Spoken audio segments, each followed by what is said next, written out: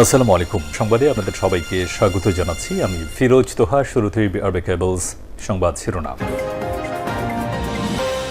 বাংলাদেশের সর্বশেষ গুরুত্বপূর্ণ আপডেট সংবাদে আপনাকে স্বাগত। শুরুতেই সংবাদ শিরোনাম, পরে বিস্তারিত। প্রথমে জানাবো, হু হু করে বাড়ছে যমুনা নদীর পানি, সিরাজগঞ্জের চরাঞ্চলে বন্যার সংখ্যা। সিরাজগঞ্জের কাজীপুরে টানা বৃষ্টি আর উজান থেকে ধেয়ে আসা পাহাড়ি ঢলে হু হু করে বাড়ছে যমুনা নদীর পানি। দ্রুত পানি বৃদ্ধি পায় নদীটির অববাহিকায় গড়ে ওঠা চরাঞ্চল ও দ্বীপচরের নিচু এলাকাগুলো ইতিমধ্যেই প্লাবিত হয়ে গেছে। হঠাৎ করে পানি বেড়ে যায় নদী তীরবর্তী ও চরের লাখ লাখ মানুষের মধ্যে নতুন করে তীব্র বন্যা ও নদী ভাঙ্গনের আতঙ্ক দেখা দিয়েছে। এরপর জানাবো, চট্টগ্রামে আইটি প্রতিষ্ঠানে হামলা, এককালীন 2 কোটি টাকা দিবি, মাসে দিবি 10 লক্ষ করে টাকা।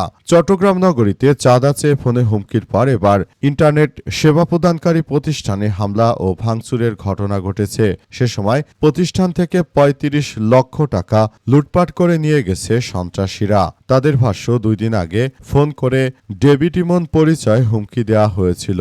ব্যবসা করতে হলে 2 কোটি টাকা দিবি, মাসে দিবি 10 লক্ষ করে টাকা। এদিকে আসুন মিলেমিশে দেশের জন্য কাজ করি, বললেন প্রধানমন্ত্রী।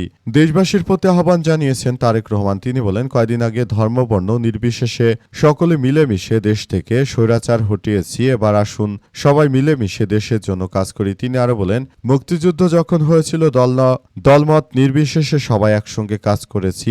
আসুন এবারও একসঙ্গে কাজ করি। জানাবো, 2029 সালে চালু হচ্ছে মাতারবাড়ি গভীর সমুদ্র বন্দর। সংসদে নৌ পরিবহন মন্ত্রী। 2029 সালের মধ্যে কক্সবাজারের মাতারবাড়ি গভীর সমুদ্র বন্দর চালু হবে বলে জাতীয় সংসদে জানিয়েছেন নৌ পরিবহন মন্ত্রী শেখ রবিউল আলম। তিনি বলেছেন, এই বন্দর চালু হলে বাংলাদেশ প্রথমবারের মতো প্রায় 8200 TEU ধারণ ক্ষমতা কন্টেইনারবাহী জাহাজ, প্রায় 1 লক্ষ ডেডওয়েট টন বা DWT ধারণ ক্ষমতা সম্পন্ন মালবাহী জাহাজ সরাসরি বন্দরে ভিড়তে পারবে, যেটি দেশের অর্থনীতিতে ব্যাপক ভূমিকা রাখবে।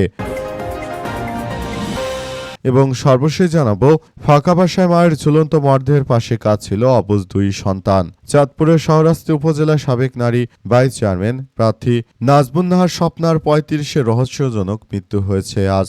উপজেলার দোয়াভাঙ্গা বাস স্ট্যান্ড এলাকায় নিউ লাইফ হাসপাতাল ভবনের 5ম তলায় একটি ভাড়া বাসা থেকে তার ঝুলন্ত মরদেহ উদ্ধার করেছে শাহরাস্তি মডেল থানা পুলিশ। নিহত নাজবুন নাহার স্বপ্না কুমিল্লার মনোহরগঞ্জ উপজেলার লালচাঁদপুর ইউনিয়নের বাংলাইশ গ্রামে নজরুল ইসলামের মেয়ে। তিনি 2024 সালে শাহরাস্তি উপজেলা পরিষদ নির্বাচনে নারী ভাইস চেয়ারম্যান পদে কলসি প্রতীক নিয়ে প্রতিদ্বন্দ্বিতা করেছিলেন। ব্যক্তিগত জীবনে তিনি 2 সন্তানের জননী ছিলেন। প্রিয় দর্শক, এতক্ষণ শুনছিলেন সংবাদ শিরোনাম, এবারে বিস্তারিত। তবে তার আগে বন্ধুরা, অনুরোধ থাকবে এই সংবাদটিতে একটি লাইক দিন। এই চ্যানেলে আপনি নতুন হয়ে থাকলে আমাদের সংবাদটি দেখতে দেখতে চ্যানেলটি সাবস্ক্রাইব করে রাখুন। কমেন্ট করে বন্ধুরা আপনার মূল্যবান মতামত জানিয়ে দিন আপনি বিশ্বের কোন দেশ থেকে বা বাংলাদেশের কোন স্থান থেকে আমাদের সংবাদটি দেখছেন এবং শুনছেন। আর বন্ধুরা, সংবাদটি আপনার সোশ্যাল মিডিয়া ফেসবুকে শেয়ার করে বন্ধুদেরও দেখার সুযোগ করে দিন। গাজা যুদ্ধে আপনি যদি নিরীহ ফিলিস্তিনিদের ভালোবেসে থাকেন বন্ধুরা, কমেন্টে ইয়েস লিখে পুরো বিশ্ববাসীকে আমাদের এই তাজা আপডেটটি দেখার সুযোগ করে দিন। এবারে বিস্তারিত। হু হু করে বাড়ছে যমুনার পানি, সিরাজগঞ্জের চরাঞ্চলে বন্যার আশঙ্কা। সিরাজগঞ্জের কাজীপুরে টানা বৃষ্টি আর উজান থেকে ধেয়ে আসা ঢলে হু হু করে বাড়ছে যমুনা নদীর পানি। দ্রুত পানি বৃদ্ধি পায় নদীটির অববাহিকায় গড়ে ওঠা চরাঞ্চল। দ্বীপচরের নিচু এলাকাগুলো প্লাবিত হতে শুরু করেছে, অর্থাৎ পানি বেড়ে যায় নদী তীরবর্তী এবং চরের লাখো মানুষের মধ্যে নতুন করে তীব্র বন্যা ও নদী ভাঙ্গনের আতঙ্ক দেখা দিয়েছে। পানি উন্নয়ন বোর্ডের পাওয়ার নিয়ন্ত্রণ কক্ষের সূত্র থেকে জানা গেছে যে আজ যমুনা নদীর পানি দ্রুত বাড়তে শুরু করেছে। পানি বাড়তে থাকায় চরাঞ্চলের নিচু এলাকার ফসলি জমি ও বিভিন্ন জায়গায় পানি ঢুকে তারপর একটি সমস্যার সৃষ্টি হচ্ছে। মূলত সমস্যাগুলো সবার জন্য খুবই দুঃখজনক ব্যাপার, কারণ এই ধরনের সমস্যাগুলো খুবই দুঃখজনকভাবে বেড়ে যাচ্ছে। এখান থেকে সবাইকে বেরিয়ে আসতে হবে। চরাঞ্চলগুলোর ব্যাপার নিয়ে আবারও সবাইকে খুব সতর্কতামূলক কার্যক্রম চালিয়ে যেতে হবে। সবাইকে বলতে চাই, আপনারা যার যার জায়গা থেকে বিষয়গুলো নিয়ে খুব দ্রুততার সঙ্গে কার্যক্রম চালিয়ে যান, এমন প্রত্যাশার কথা বলা হয়েছে। এছাড়া আরও বলা হয়েছে যে এই ব্যাপারগুলো নিয়ে সবাইকে খুবই গুরুত্ব সহকারে কার্যক্রম চালিয়ে যেতে হবে। সবাইকে নিয়ে আমরা বলতে চাই, যে কোনো মূল্যে এই বিষয়গুলো নিয়ে সবাইকে খুব গুরুত্ব সহকারে দেখভাল করতে হবে, যাতে করে আর কোনো ধরনের সমস্যা না হয়। চরাঞ্চলগুলোতে যে হু হু করে পানি ঢুকছে, যারা চরের বাসিন্দা রয়েছে তাদেরকে জরুরি সতর্কবার্তা দেওয়া হয়েছে, যাতে করে তারা এইসব বিষয়গুলো নিয়ে খুব গুরুত্ব সহকারে সবকিছু করতে পারে। তারা যেন বিষয়গুলো নিয়ে খুব বেশি সতর্ক থাকে, সেমন বিষয়গুলো সামনে এসেছে।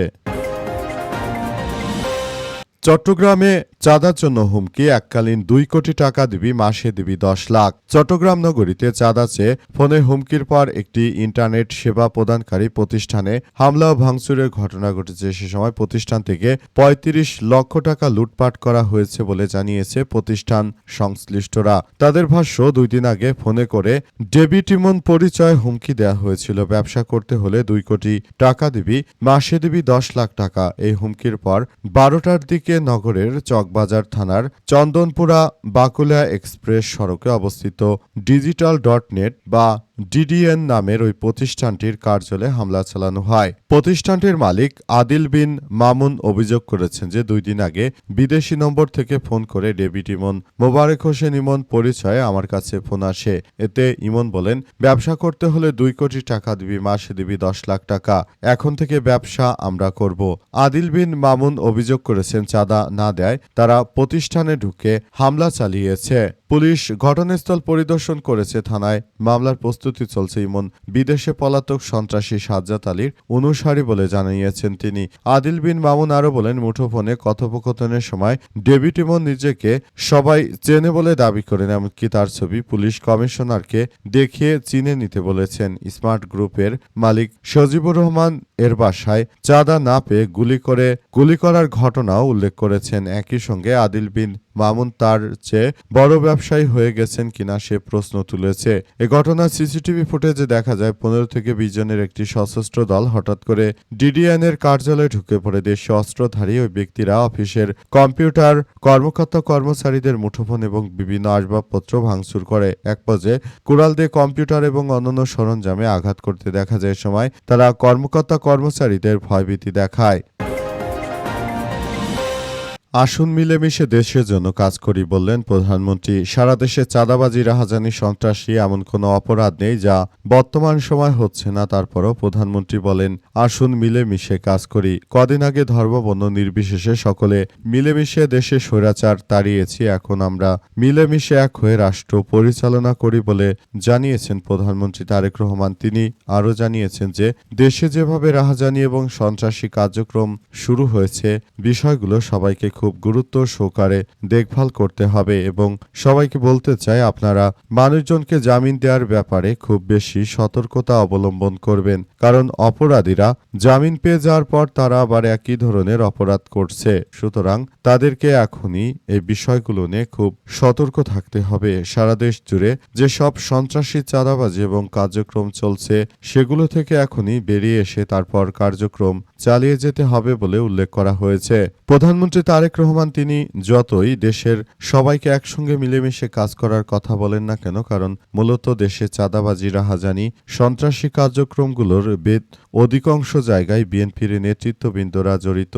তাদের কাছে রয়েছে বিভিন্ন অস্ত্রশস্ত্র এবং এসব অস্ত্রশস্ত্রের কারণে মূলত এই ঘটনাগুলো ঘটছে এবং এই ঘটনা থেকে আসলে এই মুহূর্তে সবাইকে খুব সতর্কতার সহিত কার্যক্রম চালিয়ে যেতে হচ্ছে।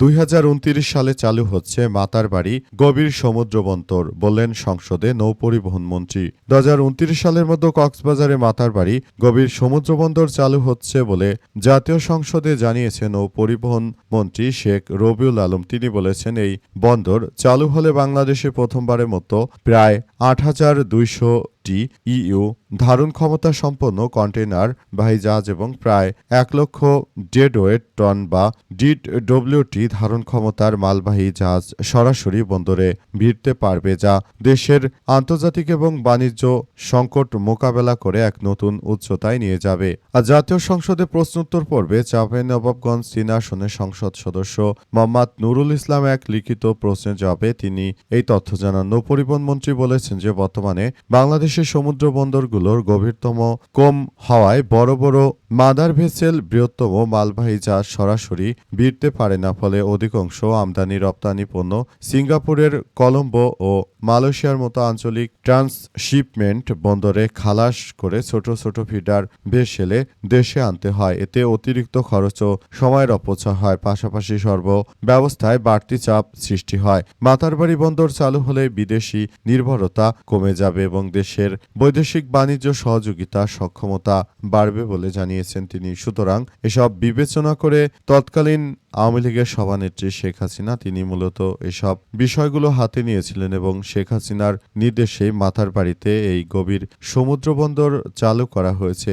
শেখ হাসিনা আরও বাংলাদেশে বেশ কয়েকটি প্রজেক্ট করেছেন যেগুলো দেশের জন্য অত্যন্ত গুরুত্বপূর্ণ একটি ইস্যু হিসেবে দাঁড়িয়েছে। তারপরও শেখ হাসিনা কালের অবর্তমানে মানুষের উপর যেভাবে চাপাচাপি করত সেসব কারণে মূলত শেখ হাসিনা তিনি আসলে আর দেশে থাকতে পারেননি।